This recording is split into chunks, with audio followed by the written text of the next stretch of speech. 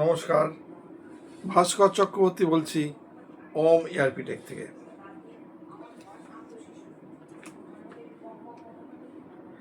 আজকের ভিডিওতে আমি এমন কিছু পয়েন্ট এক্সপ্লেন করে দেবো যে পয়েন্টগুলো অ্যাট প্রেজেন্ট সিচুয়েশানে বহু স্টুডেন্টকে এসএপি কেরিয়ার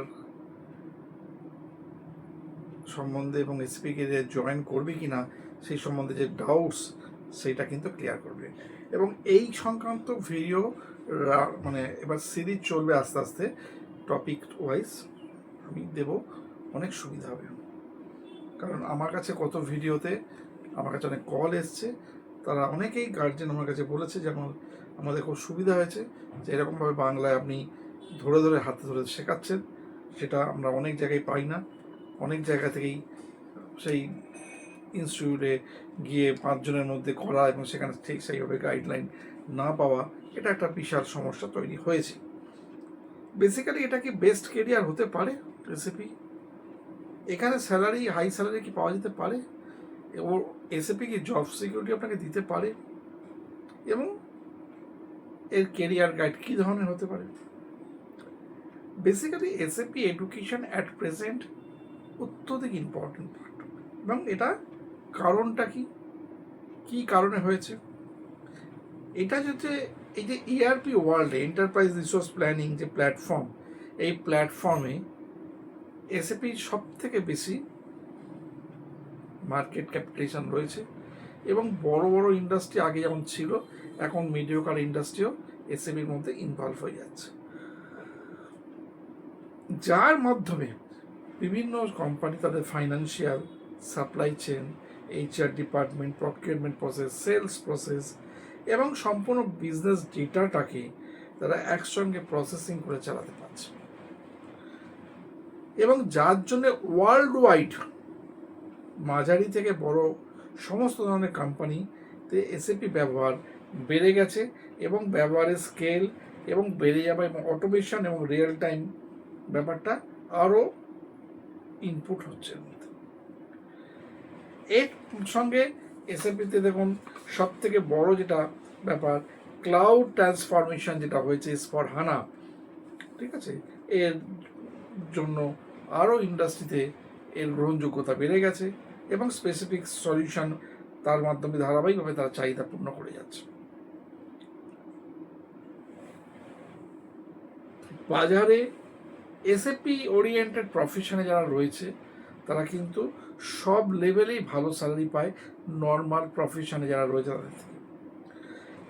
সেটা কনসালটেন্ট হোক, আর্কিটেক্ট হোক, ম্যানেজার, বেতন স্কেল যা হয় নর্মাল এই স্কেলের লোকেদের কিন্তু অনেক বেশি। এখানে কিছু কোর মডিউলস রয়েছে, যেমন ফাইন্যান্সের লোকেরা যারা কমার্স, তারা এসএপি এফআইসিও করতে পারে। মেটেরিয়ালস ম্যানেজমেন্ট সব রকমের মডিউলের সব রকমের কোয়ালিফিকেশন লোকেরাই করতে পারে। সাধারণত সেলসের লোকেরা একটু সেলস এন্ড ডিস্ট্রিবিউশনে যাওয়ার চেষ্টা করে। এবং তার সঙ্গে কিছু কিছু মডিউল, সাপোর্টিং মডিউল, যেমন পিপি মডিউল, পিএম মডিউল থাকে আছে। টেকনিক্যাল যারা সায়েন্স টেকনিক্যালকে যারা বেশি ভালোবাসে তারা অ্যাবাপ, বিটিপি এই ধরনের ইন্টিগ্রেশন, সিকিউরিটি ওরিয়েন্টেড এবং আন্তর্জাতিক ক্ষেত্রে প্রজেক্ট, ইনসাইট, অনসাইট যাই হোক না কেন, সেখানে কিন্তু সর্বত্র এর চাহিদা দিনের দিন অত্যধিক বেড়ে যাচ্ছে। এবং এই যে জব সিকিউরিটির ব্যাপারটা, যেটা সব থেকে বড় কোয়েশ্চেন, অনেকে কোয়েশ্চেন তোলে।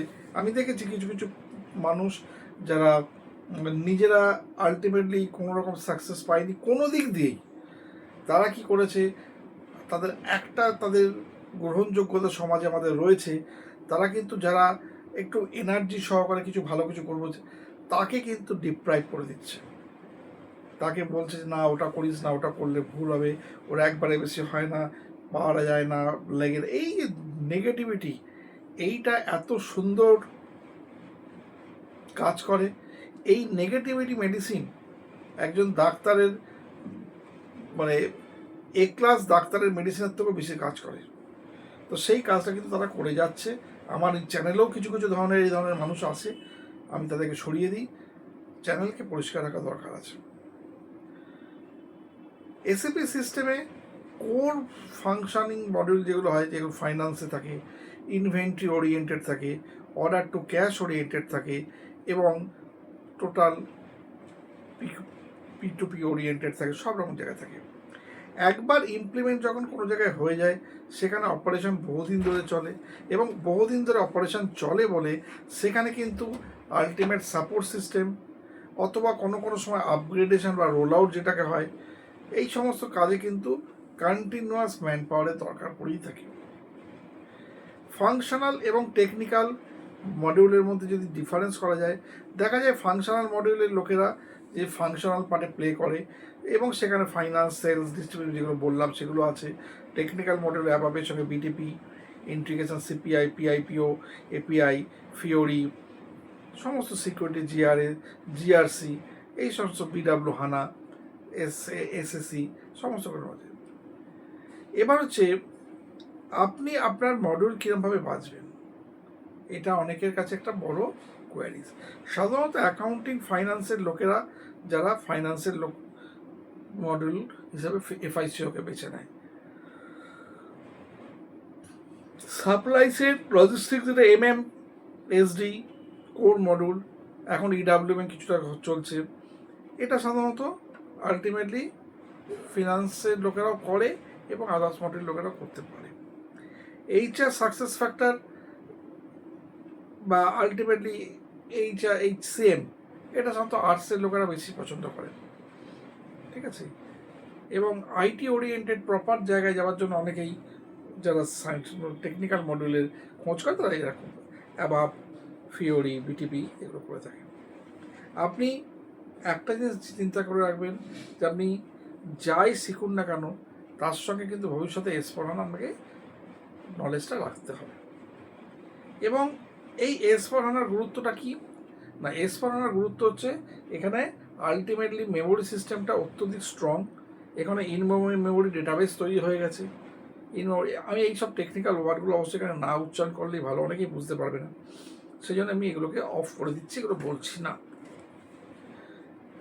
এবার দেখুন, আজকের দিনে দাঁড়িয়ে এইটুকুনি বলা যায় যে এই জব ওরিয়েন্টেড পারপাসে লোকে যারা নিজেরা জব চেঞ্জ করবে ঠিক করেছে, তারা ভাবছে, অনেকেই ফাইন্যান্সের লোকেরা ভাবছে যে আমি যে আজকে আমার বয়স হয়ে গেছে, আমার বয়স 40 বছর, আমার বয়স 45 বছর, আমার বয়স 35 বছর, আমি কি এই বয়সে জব পাবো?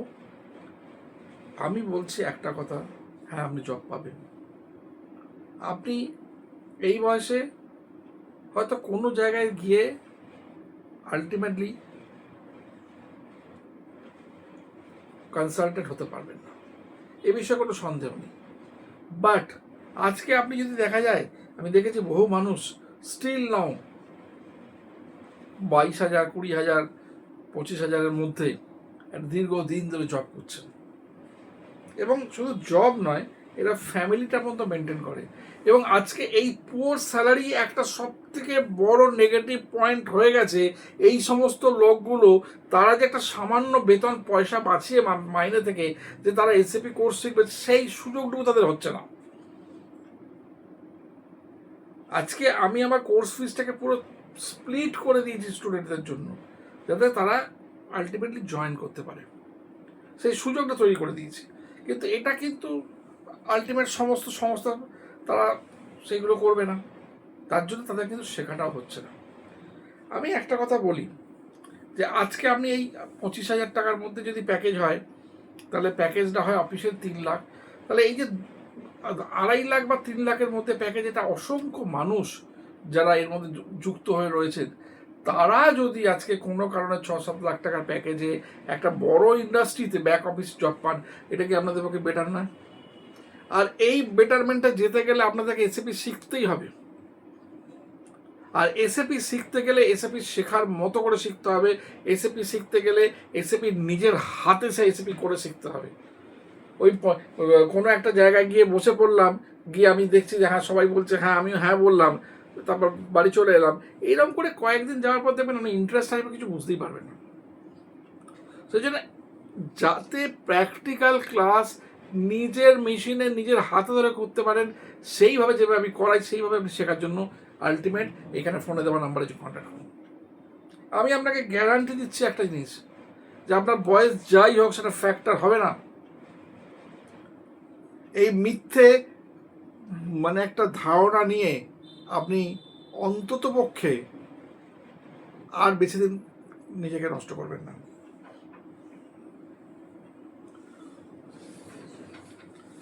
আজকে আপনার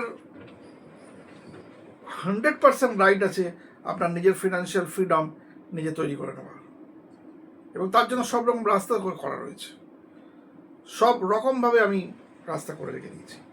অর্থাৎ সেই জায়গাটা যাতে করতে পারেন, সেই জায়গাটা যাতে নিতে পারেন, সেই চেষ্টাটা কিন্তু আমি করব। এটা আপনাদের যথেষ্ট কাজে লেগে যাবে। এইবার দেখুন, কিছু কিছু ধারণা মানে একটা ভ্রান্ত ধারণা মানুষকে এসএপি শেখার থেকে অনেক দূরে সরিয়ে দেয়। অনেকে ভাবে যে শুধু ইঞ্জিনিয়ার যারা তারাই এসএপি শিখতে পারে। এটা কিন্তু আমি দেখেছি, আমার কাছে মানে একটা খারাপ লাগে বলতে, ম্যাক্সিমাম মফস্বল ওরিয়েন্টেড জায়গা থেকে এই ধরনের ফোন আগে আসতো।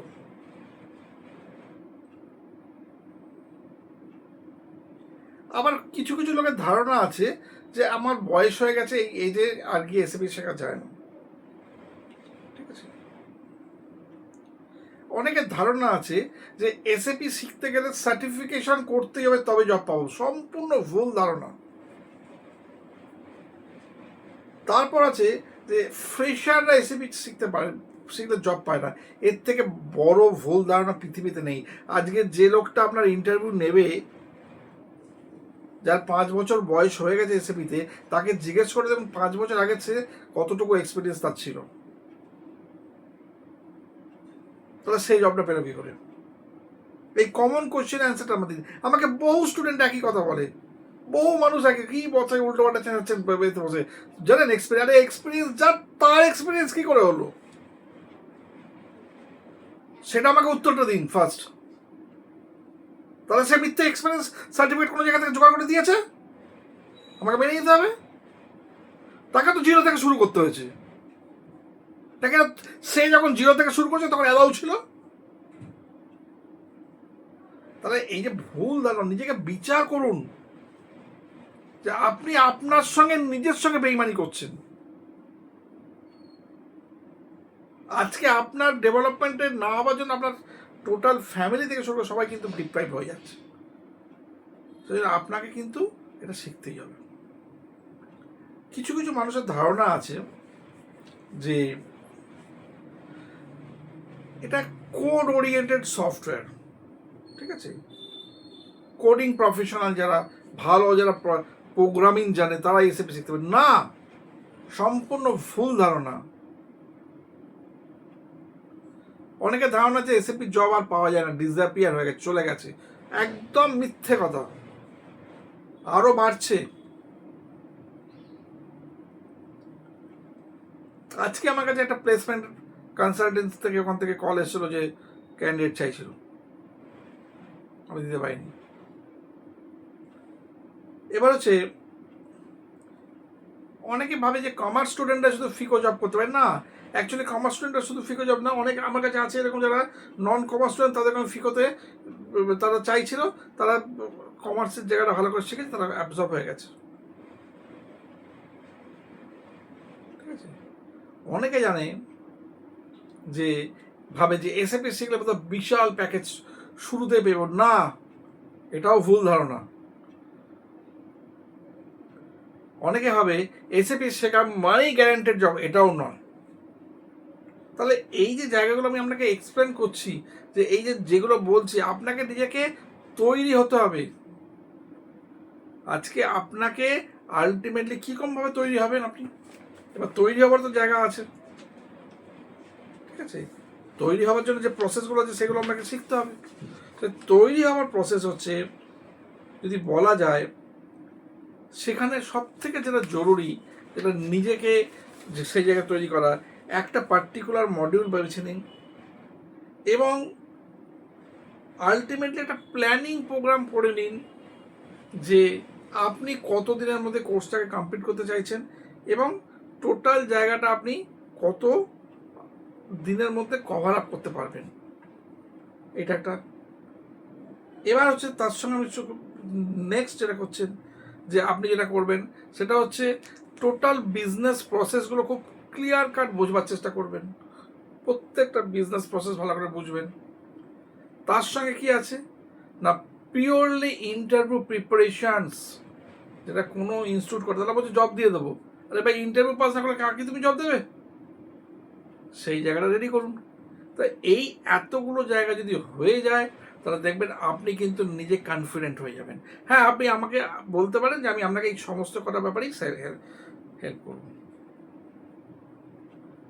তো এই এতগুলো সুবিধা একসঙ্গে নিজের হাতে পাওয়ার জন্য আজকে আপনি এইখানে জয়েন করতে পারেন। আমি পার্সোনালি নিয়ার অ্যাবাউট 14 বছর প্লাস এক্সপিরিয়েন্সে করাচ্ছি। অনেক একটা ভুল আরও ধারণা আছে যে কল্ড কলকাতার একটা বিখ্যাত জায়গা আছে সেক্টর 5, বোধহয় সেখানেই বোধহয় শুধুমাত্র এসিপি শেখা যায়। এটা কিন্তু সম্পূর্ণ ভুল ধারণা। আজকে আমি বলতে বাধ্য হচ্ছি কথাটা। আমার কাছে প্রচুর স্টুডেন্ট শেখে, এবং এটা আজকে না, এটা কোভিড পিরিয়ড থেকে যখন আমি অনলাইনে এসেছি সেখান থেকে শুরু হয়েছে এই জার্নি, এবং এটা চলবেও। তো ফ্রেন্ডলি, আমি একটা কথা পরিষ্কার বলে দিচ্ছি যে অনেকের আগে ধারণা ছিল ব্যাঙ্গালোরের লোকেরা বোধহয় ভালো এসিপি জানে, হায়দ্রাবাদের, এটা কোনো কথা নয়। আমি কলকাতার কোনো একটা জায়গার নাম বললাম মানে এটাই নয় যে শুধু ওই জায়গাতে আছে, সব জায়গাতে আছে, অনেক জায়গাতে আছে। এখন গ্রামে গঞ্জে অনেক জায়গাতেও আস্তে আস্তে ডেভেলপ হয়ে যাচ্ছে। আমি বিভিন্ন মফস্বল এলাকার লোকেদেরকে বলছি, আপনাদের যদি মনে হয় যে না আমরা এসিপি শিখতে ইন্টারেস্টেড আছি, আপনাদের কোনো গ্রুপ বানান। আমি পার্সোনালি এখান থেকে অনলাইনে ডাইরেক্ট ট্রেনিং একটা নির্দিষ্ট দিন করে আপনাদের সবাইকে ধরে ধরে দেখিয়ে দেবো, জেলা ভিত্তিক, এবং এটা সম্পূর্ণ প্র্যাকটিক্যাল ট্রেনিং হবে। তো ফ্রেন্ডস, আপনারা এই যে ভুল ধারণা থেকে নিজেকে বার করুন এবং আস্তে আস্তে এর মধ্যে ইনভলভ হওয়ার চেষ্টা করুন। নমস্কার।